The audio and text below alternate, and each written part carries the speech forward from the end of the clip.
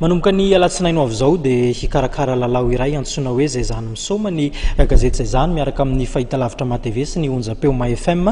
isan'andro dia isan'ny fanontaniana tsotra izay apetraka ao anatin'ity gazety ity ary dia terina ety amin'ny foibe toeran'ny fahitalavitra matv ity akorondrano ny valin'izay lalao zay ny tapakila zany mialohan'ny zoma atoandro nisy kosa ny fampafatarana ny anaran'ireo mpandresy ao anatin'ity lalao ity. Lela volatra any amin'ny roa hetsy ariary no atolotra ho an'ny mivoaka mpandresy ao anatin'ity lalao ity azadino zany fa dia isan'ny lalao anatin'ny gazety zay zany irana fahitalavitra matv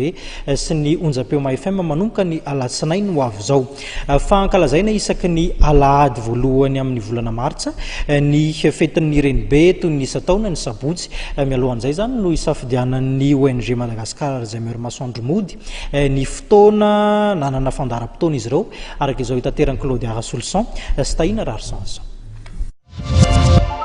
Efa 12 taona zao no nankalaza ny fetin'ny Renibe ny fikambanana Madagascar Alzheimer masoandro mody. Tena niavaka ny fanamariana tamin'ny tindray mitoraka ity. Nampiavaka ny andiany faha 12 tamty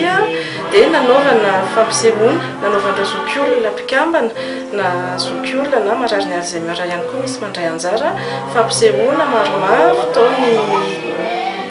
hira ary ny fanaovana hoe sketch. Tanjon'ny fankalazana an'ity fetin'ny Renibe ity moa toy ny isataona dia fanomezana sehatra ho an'ireo zokiolona ampiseho ny talentany raha tamin'ny taona lasa reny zao ohatra dia ny asa tanany zareo no naseho teo izany hoe sady fampisehoana fa mbola manana maha-izy azy izy mbola mamokatra zavatra ihany koa. Tamin'ity taona ity fotsiny tsy nisy fa soloana izay hoe fampisehoana kely an-tsehatra izay. Tanjona manaraka koa moa dia indrindrindrindra ampahafantarana ny olona ny fisiany fikambanana sy ny asa tanterahany fikambanana ho an'ireo zokiolona sy ho an'ireo marary ny Alzheimer izay karakarainay.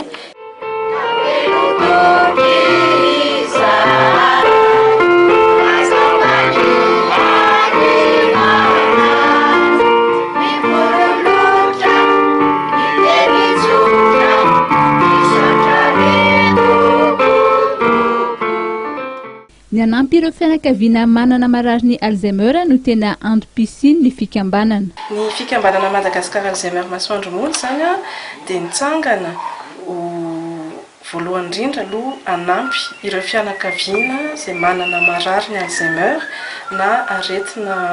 mitovitovy raha dika tsotsotra ny hoe trouble apparenté satria nahita tantara manokana ny présidente ny fikambanana tamin'ireny izay voany aretina Alzheimer ary tena azo atao hoe nampijaly ataoko anaty faraingososona satria tamin'izany fotoana mbola tsy nisy ny fampahafantarana ny bebe momba ny aretina ny fomba hitaizana n'ilay marary sy ny sisa ka nisafidy ny filohan'ny fikambanana zany mba hanome sehatra ahafahan'ireo fianakaviana manana marary izara ny problème ny olany hitady vahaolana amin'izay zavatra iainana isan'andro ary manome indrindrindrindra ny fikambanana